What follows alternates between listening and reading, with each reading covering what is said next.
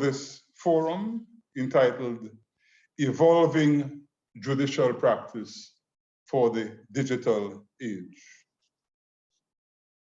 The purpose of the forum is to share insights. It is intended to recognize and explore strategies and consider practical approaches as we navigate the current raging evolutions in the technology foundations of our courts. The program is a packed one, and I will just run through very briefly the outlines of the program. This opening should last no more than 5 minutes. At 9:05, we will have 5 speakers. From CAJO, Justice Peter Jamadar. From ARIN, Inar Bolin. From LACNIC, Kevin Swift. From the CTU, Rodney Taylor. And from APEX, Bevel Wooding. At 9:20, we will have the feature address, The Internet, Law and Society, by the Honorable Justice Adrian Saunders. There will be a question and answer period after that. At 9:50, we will have a round table, Judging the Internet, which will be led by the Honorable Justice Margaret McEwen, U.S. Appeals Court Judge. We will have a break at 10:50, and at 11, we will have the Registry Perspective Cyber Trends, and that will be hosted by Michael Abehuela and Kevin Swift. Question and answer session follows after that. Then we will have the second feature address by the Right Honorable Sir Dennis Byron, which is entitled How to Balance Digital Risks and Rewards.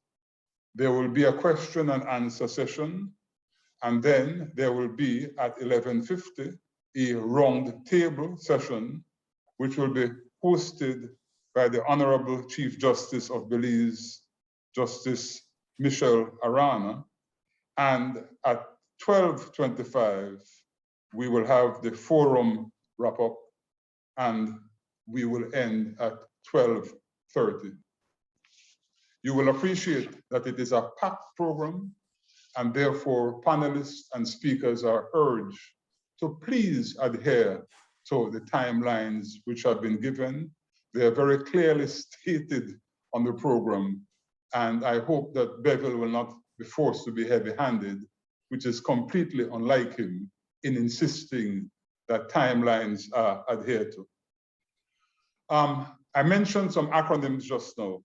Let me identify who these persons are, because they are, firstly, the hosts, the Caribbean Agency for Justice Solutions, APEX, and the American Registry for Internet Numbers, ARIN. Other collaborators are the Caribbean Court of Justice, the CCJ, and the Caribbean Association of Judicial Officers, CAJO, and the Internet Registry for Latin America, LACNIC, and the Caribbean Telecommunications Union, CTU. I now invite welcome remarks from the entities listed in the program, beginning with the remarks from CAJO and Justice Peter Jamadar. Peter? Yeah, thank you very much, Dennis. All protocols have been adopted, so I think I am free to say Dennis at this point. Yes? Yes, please. Good. Welcome to everyone. This is a very, very short welcome, but the intersection of technology and law is unavoidable. And so this webinar places a spotlight on this intersection at a very significant time, because one of the things that has happened, certainly in the Caribbean region, is that with the COVID pandemic, judiciaries have been forced into technological interventions, innovations, in order to respond to the justice sector needs, including questions of access to justice, disposition of cases, and so on. And so the CAJO congratulates APEX and all partnering institutions on hosting this webinar. It promises to be full of information. It promises to be challenging. It also promises to invite us into taking concrete action steps to address the issues that we will discuss. And so the CAJO is very happy to be part of this initiative as a supporting partner, and we welcome all of you to what will be an excellent webinar.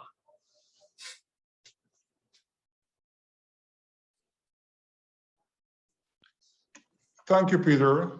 We will have the next speaker, the next welcome address from ARIN. Thank you, sir. My name is Einar Bolin. I'm the Vice President of Government Affairs at ARIN. It's a pleasure to welcome you, honorable judges and justices, and all dear colleagues to this first session of the Forum for Judicial Officers. ARIN is thrilled to co-host this event with our friends at APEX. We look forward to all the attendees learning more about ARIN and the RAR system and some of the services we provide, such as IP addresses and the WHOIS directory. We are certain that the sharing of knowledge back and forth amongst all of us will help ARIN's mission and support APEX in increasing justice by expanding the good and efficient use of ICTs. We see this activity as the beginning of a collaborative partnership, and we wish this forum great success. Thank you. Thank you very much. Next, the speaker from LACNIC, Kevin Swift. Thank you very much, Dennis. Having adopted all protocols. Great morning, ladies and gentlemen.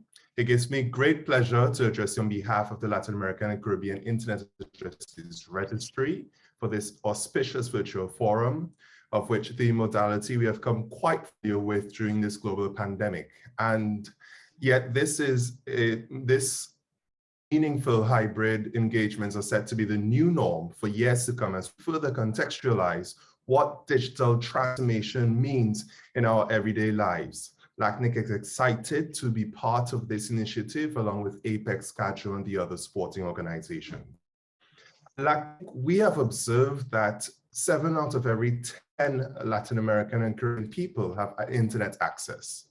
We can draw a stark contrast to the year in which LACNIC was created, 2002.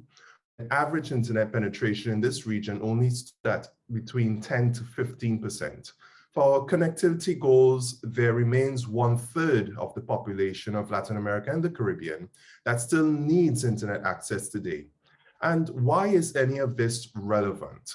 For small societies as those in the Caribbean, we have to take a hard look at the issues that are before us and that will continue to arise. For example, how do we begin to address the evolving generation of cyber offenses in our societies? And what are the requisite linkages for effective cybersecurity? How do we draw the lines for online service provider liability, where traditional functions are changing beyond conduit, catching, and hosting?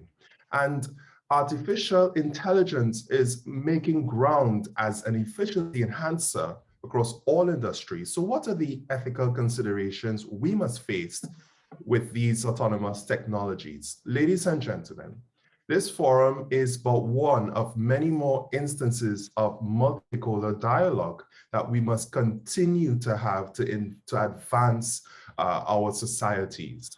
I thank you for your indulgence, and without further ado, I revert control back to you, Dennis. Thank you very much. Thank you so much. The next speaker should have been Rodney Taylor. I'm told that his presentation will instead be done by the principal of the Eugene Dupuche Law School in Bahamas, Tonya Bastian Galanis. Tonya?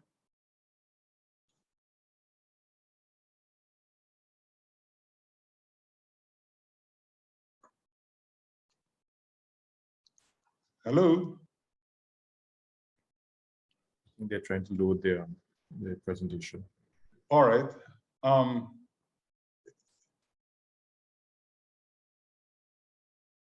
If we are not getting her on the screen, then I will ask. She's on screen. She's on screen.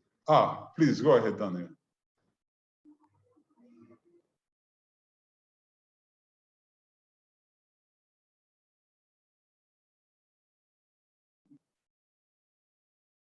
There's a black screen.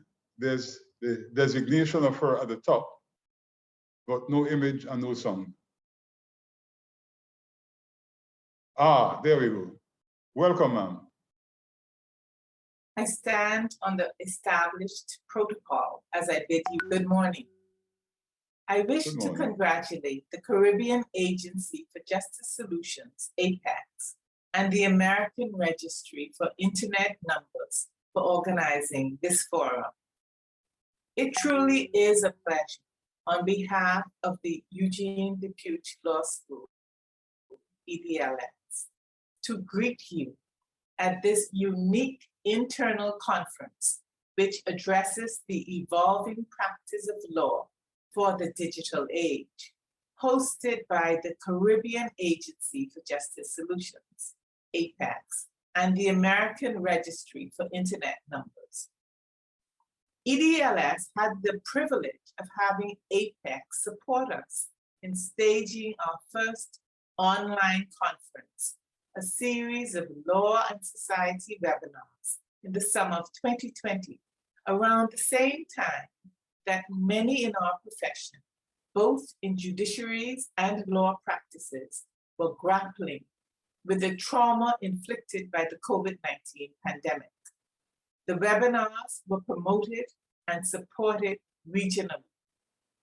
We certainly at EDLS received a first-hand understanding of the benefit to the region of having an agency and team of Caribbean persons dedicated to supporting legal institutions and building local capacity in the oftentimes mysterious intersection of law and technology. Our experience led to the development of a strategic partnership with APEX that we soon hope to formalize as we together bring new innovations to the delivery of legal education. Our experience also adds to the delight we have in serving as collaborative partners in this most timely and relevant Justice and Technology series. As we look about us into the world of legal education, there is great encouragement to be derived from the intensification of interest in technology's growing impact and influence on the profession, and indeed on our societies at large. We find everywhere an expanding conception of the role which legal education must play in the development of a resilient Caribbean community. And it is incumbent on legal educators also to take measures to close the digital divide vis-a-vis the law. Programs dealing with the intersection of justice and technology are now relatively common in many other jurisdictions globally. However, in the Caribbean, there's still much to be done. Legal practitioners, too, are necessarily interested in and concerned with addressing this gap. Why? Because there is a greater and more consistent call for lawyers to be upskilled in technology and to be conversant with its growing impact in the profession, in business, and in society. This all indicates a compelling necessity for initiatives such as this, where we begin to break the ground, so to speak, in areas of the law which secure our future claim and provide a foundation strategy for our law schools and for legal practitioners. That is why this event is so timely and important. We are grateful to those whose work has gone into the planning, to the CCJ, APEX, ARIN, LACNIC, the CTU, CAJO, and APEX. We're grateful to you, the distinguished participants in this inaugural event. And of course, to my esteemed colleague, Mr. Bevel Wooding, whose initiative, leadership, and drive have made this possible. We hope that your time today will be informative inspiring, and richly rewarding. Once again, on behalf of the Eugene DePuy Law School, congratulations. Thank you. Thank you so much, Tonya. And now we have the final opening remark by the distinguished host, organizer, and schemer, Mr. Bevel Wooding. Thank you very much. I stand on the protocol established as well. So distinguished colleagues, ladies and gentlemen, good morning, good day, wherever you are.